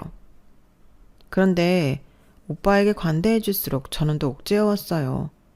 오빠를 마음대로 조정 못하니까 그 스트레스를 저한테 덮는 느낌이었어요. 무슨 일이 있어도 9시 통금, 짧은 치마나 속옷끈이 보이는 옷 절대 금지. 술은커녕 술자리도 못 가게 하고 하고 싶은 공부나 일 모두 무시당했어요. 선생님이 되겠다는 것도 제 꿈이 아니라 엄마 꿈이었어요. 정말요? 난 여태까지 아가씨가 선생님 되고 싶어서 계속 임용시험 보는 줄 알았어요. 제 꿈까지 엄마가 고르고 결혼도 엄마가 원하는 사람이랑 해야 하는데 지금 이 상황이 엄마 입장에서는 말도 안 되는 일인 거죠. 참, 이거 답답한 상황이네요. 5년 전 일 때문에 엄마가 더 남자친구를 싫어하게 됐어요. 5년 전 일이요? 그때만 해도 남자친구가 본인이 계속 잘하는 모습 보여드리면 엄마한테 허락받을 수 있다고 했거든요. 그래서 저한테 프로포즈 한다며 1캐럿 다이아몬드 반지를 가져와 청혼했었어요. 다이아몬드요?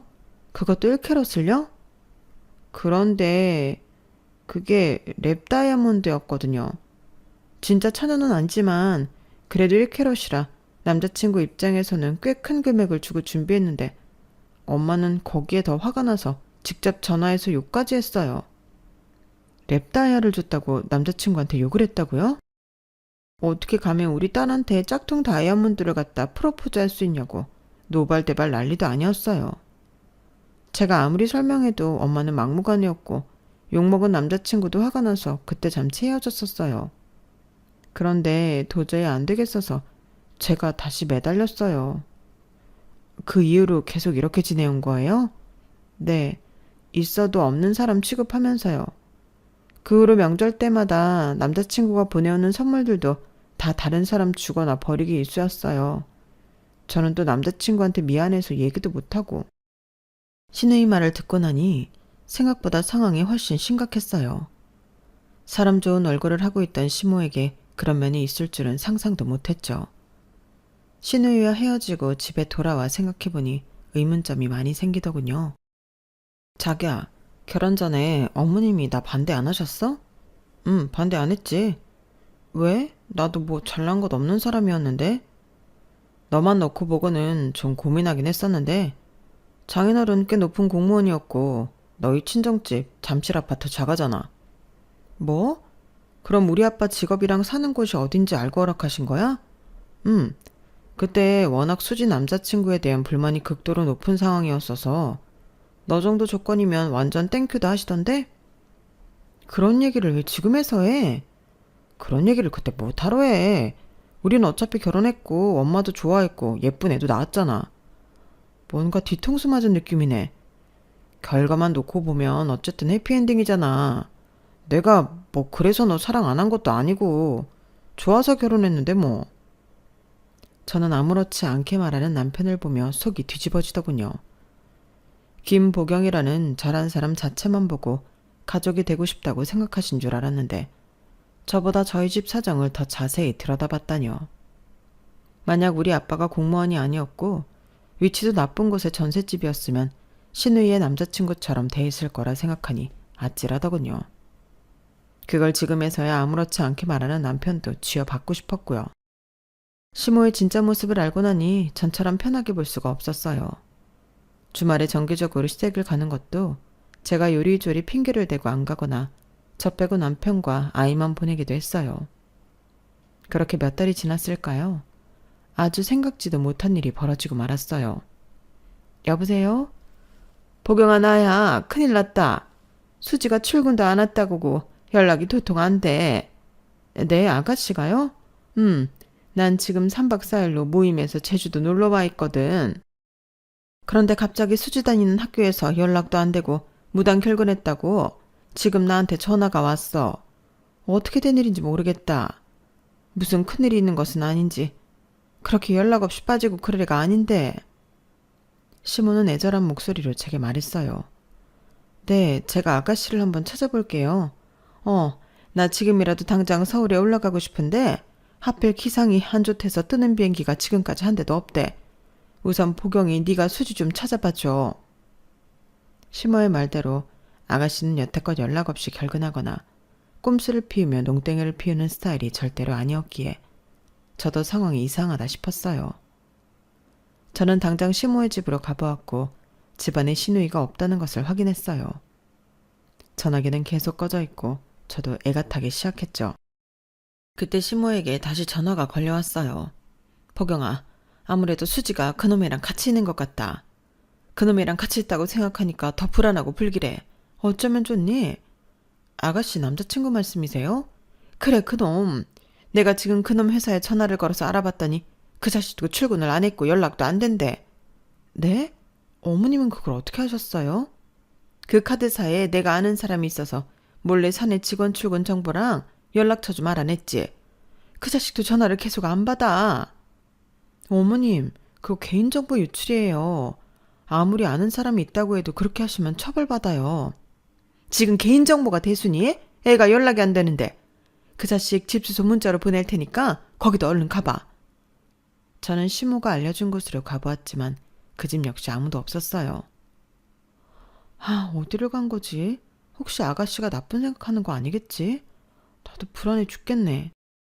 꺼져 있는 아가씨의 전화기와 받지 않는 그 남자친구에게 의미 없이 계속 통화를 시도하며 초조해하고 있는 그때였어요. 아가씨다. 여보세요? 여보세요? 혹시 왕수지 씨 보호자 되시나요? 전 왕수지 씨 새언니 되는 사람이에요. 그런데 누구신데 아가씨 전화로 거신 거죠? 거기 어딘가요? 여기 L병원이에요. 왕수지 씨랑 이영민 씨가 저희 병원 응급실로 실려오셨어요. 일단 급한 조치는 취했고 지금 두 분 다 안정 취하는 중이에요. 네? 병원이요? 거기에 우리 아가씨가 왜? 길게 말씀드리긴 어렵고 가능하시다면 이쪽으로 빨리 와보시는 게 좋을 것 같아요. 무슨 일인지 경찰도 와 있던데. 저는 머릿속이 복잡했어요. 아가씨와 남자친구가 왜 다 병원에 실려갔는지, 경찰이 있다는 건 또 무슨 말인지. 저는 L병원으로 향하면서 시모에게 이 사실을 알렸어요. 병원? 우리 수지한테 도대체 무슨 일이 생긴 거야? 그놈의 자식이 우리 수지한테 나쁜 짓을 한 거 아니야? 아니에요. 둘 다 응급실에 실려왔다고 하니까 어머님이 생각하시는 그런 것은 아닌 것 같아요. 제가 지금 병원으로 가고 있어요. 경찰은 도대체 뭐 하는 거야? 신고한 지가 언젠데 아직도 깜깜무소식이야? 네? 어머님이 경찰에 신고하셨어요? 그래. 성인이 단순한 가출한 것은 못 찾네 어쩌냐 하길래 내가 아는 높은 사람 이름 다 대가면서 으름장 났더니 그제서야 찾아본다고 나서더라. 아무튼 우리 세금 갖고 사는 경찰이 감히 시민 말을 우습게 알고 참나. 시모는 제가 찾아보겠다고 했던 그 사이를 못 참고 경찰에 실종 신고까지 접수했더군요. 30살도 훌쩍 넘은 다 큰 성인의 경우 가출로 간주하고 바로 찾아 나서는 것은 어렵다고 들었는데 우리 대단한 시모가 그리 어려운 것을 해낸 것이었어요. 이걸 딸에 대한 간절한 모성애라고 해야 할지 경찰에게 민폐심이냐고 해야 할지 모르겠더군요. 어쨌든 저는 병원에 도착했고 급하게 간호사를 찾았어요. 저기 왕수지 씨 어디 있나요? 저쪽으로 가보세요. 커튼을 쳐보니 얼굴에 먼지 모를 오물을 덕지덕지 묻히고 깨재재한 모습의 아가씨가 눈을 감고 누워있더군요. 아가씨 괜찮아요? 눈을 뜬 신우에 있는 저를 보고 눈물부터 흘렸어요. 언니, 저 어떡해요? 저 이제 어떻게 살아요? 아가씨, 무슨 일이에요? 네. 꼴은 또 이게 뭐고 옷은 어디 있어요? 침대보 같은 천을 둘둘 말고 있는 아가씨는 계속 울어댔고 저는 아무것도 모르고 위로만 하고 있었어요. 그런데 신우이에게서 아주 고약한 냄새가 나서 참을 수가 없었어요. 저는 숨을 참고 말했어요. 아가씨, 남자친구는 어디 있어요? 모르겠어요. 저는 이형민이라는 이름의 환자를 찾아 나섰어요. 제가 이형민입니다. 처음 마주한 신우이의 남자친구 역시 꽤 제재하고 뭔가 덕지덕지 묻은 더러운 얼굴을 하고는 창피한 듯이 말했어요. 아, 네, 안녕하세요. 도대체 무슨 일인가요? 둘 다 왜 병원에 있는 거예요? 경찰도 왔다던데 어디 있어요? 우선 간단하게 진술하고 돌아갔어요. 저희 둘 다 꼬라지가 이래서 나중에 좀 정리하고 경찰서에 찾아가겠다고 했어요. 그렇군요. 왜 이런 일이 일어난 거예요? 남자는 한층 더 초라해진 얼굴로 실토하기 시작했어요. 시모가 제주도 여행으로 집을 배우자 신우이와 남자친구는 함께 밤을 보내기로 약속했다고 하더군요. 워낙 그런 시간이 적었기 때문에 즐거운 마음으로 숙박을 잡았고 음식과 술을 사서 방에서 시간을 보냈다고 해요. 아시다시피 수지도 원래 술을 잘 못하고 저도 그런 편이라 분위기 낼 겸 와인 딱 한 병만 사서 들어갔어요. 수지가 너무 배고프다고 해서 고기랑 회도 잔뜩 사갔고요. 그런데 먹는 거랑 술이 모두 문제였었나 봐요. 맛있게 먹고 2-3시간쯤 있다가 둘 다 배가 아프고 속이 안 좋아지는 것을 느꼈어요. 둘 다요? 네. 그래서요? 저희는 처음에 번갈아가며 설사를 했고 나중에는 두토까지 하기 시작했어요. 화장실을 하는데 서로 볼일 해결하느라 뭐 제대로 된 대화도 못하고 무드 잡는 건 생각도 못했죠. 그런데 둘 다 너무 화장실을 가다 보니까 어지럽기 시작했어요. 기력도 없고 화장실을 기어갈 지경이었으니까요. 제가 마지막으로 화장실을 다녀왔을 때 수지가 바닥에 쓰러져 있었어요. 얼굴 주변에는 참지 못하고 토해놓은 것들이 잔뜩 있었고 그리고 뭐요? 수지가 변을 받더라고요. 네? 바닥에서요? 이미 기절한 상태여서 제가 봤을 때는 구토랑 설사가 자기 의지대로 한 것은 아닌 것 같고 본인도 어쩔 수 없이 그랬나 봐요. 그 와중에 창피해서 바지를 벗으려고 했었는지 반쯤 내려가 있고 그 상태로 기절했나 봐요. 기절할 정도면 엄청 심각했던 거군요. 저는 안간힘을 써서 119를 불렀고 수지의 더러워진 옷을 벗겨주려고 했는데 그러다가 저도 못 참고 기절해버렸어요. 눈 떠보니 여기 응급실이더군요. 신우이의 이상한 꼴과 몸에서 나는 악취가 이제서야 이해가 되더군요. 그런데 수지가 병원에서 정신을 차린 다음에 본인이 제 앞에서 변을 봤다는 사실에 충격을 받은 것 같아요. 저는 괜찮다고 우리 다 몸이 안 좋아서 그랬던 거라고 위로를 했는데 저를 쳐다보지도 않고 계속 울기만 하는 것 같아요. 그제야 신우이가 절 보자마자 아프다는 말보다 이제 어떻게 사냐고 울며 했던 말이 이해가 되더군요. 특히나 아가씨 같은 성격에 남자친구 앞에서 정말 보이고 싶지 않은 모습을 보였으니 얼마나 수치스럽고 창피했겠어요. 저도 그 순간 뭐라고 말을 해야 할지 모르겠더라고요. 아무튼 죄송합니다. 걱정시켜드려서. 저야 뭐 그렇지만 어머님 걱정이 이만저만이 아니라 경찰 온 것도 보셨잖아요. 그러니까요. 점수를 더 따지는 못할 망정 완전히 깎여서 어떻게 해야 할지 모르겠네요. 신우이의 남자친구의 모습이 너무 안쓰럽더군요. 저 사람도 남의 집 귀한 자식일 텐데 왜 이런 대접을 받아야 할까? 본인도 죽을 만큼 아팠을 텐데 시모에게 점수 깎일 걱정을 하고 있는 그가 불쌍하기까지 했어요. 병원에서 어느 정도 수습을 하고 신우이를 데리고 집에 돌아왔어요.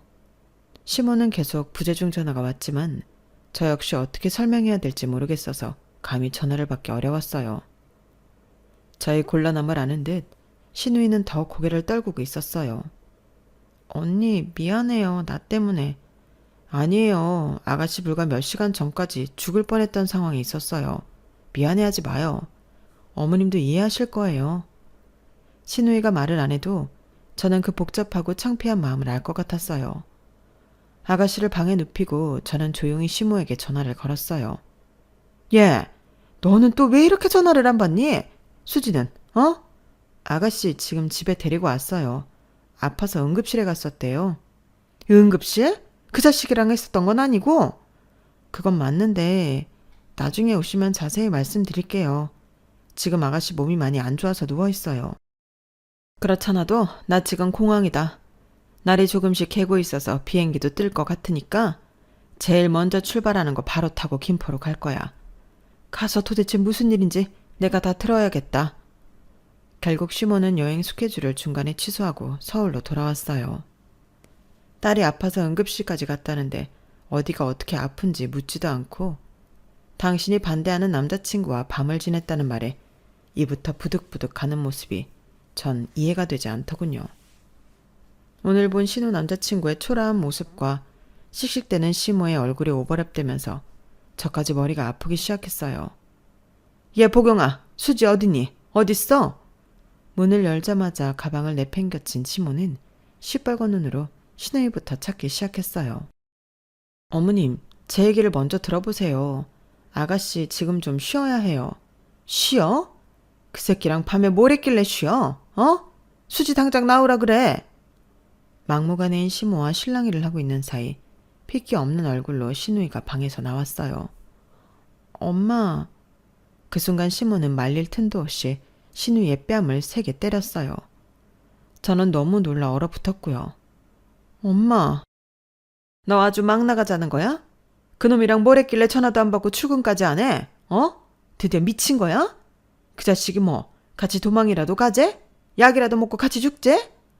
어머니 제발. 시모는 여전히 신우이의 사정을 들을 생각을 하지 않더군요. 자신의 화를 주체하지 못하는 모습이었어요. 신우이는 맞은 그대로 고개를 떨구고 흐느껴 울기 시작했어요. 네가 뭘 잘했다고 울어? 어? 내가 너 때문에 경찰에 신고까지 하고 공항에서 기다리다 뜨는 비행기 잡고 왔어. 내가 진작에 그 새끼랑 헤어지라고 했지? 미적지근하게 질질 끌다가 이게 도대체 뭔 꼴이야? 어? 어머니, 아가씨 지금 몸이 안 좋다고요. 왜? 그 새끼 애라도 임신했어? 내가 너 그놈 만나라고 여태껏 그렇게 애지중지 키운 줄 알아? 엄마! 순간 신우이는 눈에 불을 켜고 시모를 쏘아봤어요. 내가 왜 병원에 갔는지는 궁금하지도 않아? 형민 씨랑 있었던 게 뭐가 어때서? 내가 3살짜리 애야? 나도 성인이야. 왜 아직도 엄마가 나를 이렇게 저렇게 조종하려 하는 건데? 얘가? 감히 엄마한테 눈을 똑바로 뜨고. 왜? 나는 이렇게 엄마한테 얘기도 못해? 나는 맨날 엄마한테 나긋하게 말해야 돼? 저는 신우이가 그렇게 부들부들 떨며 화를 내는 모습을 상상해 본 적도 없었는데 눈앞에서 그걸 보고야 말았죠. 내가 지금 어떤 심정인 줄 알아? 죽고 싶다고. 몸보다 마음이 아파서 죽고 싶은데 엄마는 오자마자 싸대기나 때리면서 뭐라고? 임신? 그런 놈?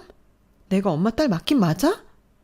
신우이의 반항에 시모도 굉장히 놀란 것 같았어요. 아빠 일찍 돌아가시고 오빠는 지멋대로 살고 엄마 불쌍해서 나 여태까지 엄마가 하라는 대로 시키는 대로만 하고 살았어. 엄마 말 거역해본 적도 없고 엄마가 시키는 공부, 학교, 직업 전부 거스른 적 없잖아. 내가 그나마 유일하게 엄마한테서 소극적으로 반항하고 있던 거 형민 씨 만나는 거였어. 난 형민 씨 진짜 좋아하니까. 좋긴 뭐가 좋아. 얼굴도 못생기고 하는 일도 변변찮고 부모도 뭐 내세할 것 없는 그놈이 뭐가 좋아. 내가 너 잘되라고 그러는 거야. 다 너 잘되라고 했던 거잖아. 그게 날 더 망쳤다고. 내가 잘되길 바랬으면 나 스스로 선택하고 거부할 수 있게 내버려 뒀어야지. 내가 무슨 인형이야? 엄마가 하라는 대로 다 맞춰주는 인형? 너무 답답해. 나 정신과 다니면서 약 먹는 거 알기나 해? 뭐? 네가 정신과를 왜 다녀? 너처럼 멀쩡한 애가 어딨다고? 엄마는 진짜 나를 모르는 거야. 나 병원 다닌 지 오래됐어. 약도 엄청 많이 먹어. 그래도 나아지지가 않아. 엄마랑 사는 게 너무 힘들어. 시몬은 신우이의 폭탄 발언에 크게 충격을 먹은 것 같았고 저 역시 신우이의 속사정을 너무 몰랐구나 싶어 미안하더군요. 이제 다 끝났어. 형민 씨랑도 다 끝났어. 순간 화색이 돈 시몬은 표정을 바꾸며 말했어요. 정말? 그놈이랑 진짜 끝내는 거야? 다 끝이야. 그 사람 앞에서 똥까지 쌌는데 이제 뭘 더 어쩌겠어. 너무 수치스럽고 부끄러워서 이제 그 사람 얼굴 못 봐. 뭐, 똥? 똥을 쌌다고? 시몬은 사건의 본질을 알려고 하지 않고 어떤 이유로든 신우이가 그와 헤어지기를 바라는 것 같은 마음을 차마 숨기지 못하고 악랄한 미소까지 지어 보이더군요. 저는 그 순간 비치는 시모의 얼굴이 무섭기까지 했어요. 그 사람이랑 어젯밤에 모텔 가서 음식 잘못 먹고 못 마시는 술도 마셨다가 둘 다 기절까지 했어. 모텔? 모텔을 데려가? 호텔도 아니고? 생각지도 못하게 호텔도 아닌 모텔을 데려갔다는 사실에 시몬은 다시 역정을 내기 시작했어요. 본인의 딸이 어떻게 아팠는지는 정말 궁금하지 않은 듯 했어요. 엄마는 지금 그게 중요해? 호텔이 아니라 모텔을 데려가서? 당연하지. 무슨 싸구려 모텔을 데려가니까 뭘 먹어도 탈이 나는 거 아니야.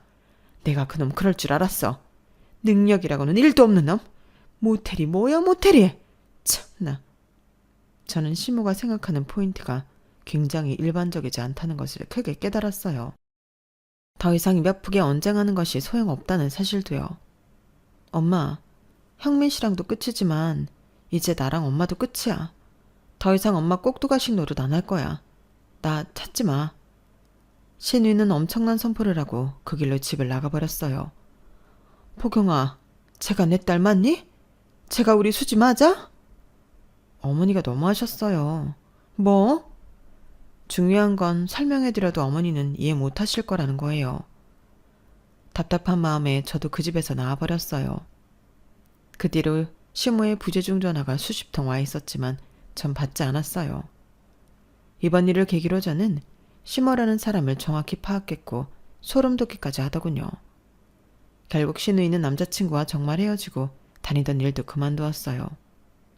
게다가 시모를 완벽 차단해 집도 나갔고요. 저도 지금 신우이가 어디서 뭘 하는지 모르겠지만 가끔 제게는 잘 지내고 있다며 안부 문자와 사진을 보내오더군요. 내가 여태껏 본 신우이 모습 중에 가장 밝은 모습의 사진을 보며 이게 다 무슨 일인가 싶기도 했어요. 신우이의 부재로 시모의 히스테리는 남편에게 옮겨갔고 몇 번 받아주던 남편 역시 지겹다며 지금은 시모를 칼 차단한 상태예요. 전에 남편이 저희 집 상황이 좋아서 결혼 허락을 받았다고 한 일 때문에 아직 저의 분이 가시지는 않았지만 요즘은 제 눈치를 봐가며 조심하더군요. 심지어 시모가 제게 연락 오는 것까지 알아서 해결해 주기도 하고요. 저는 신우도 신우이지만 가끔 그 남자친구가 생각나더군요. 조건을 따지는 시모만 아니었다면 둘이 행복한 가정을 이룰 수도 있었으니까요. 자신이 만든 틀에 자식을 가두고 조종했던 시모는 지금 후회하고 있을까요?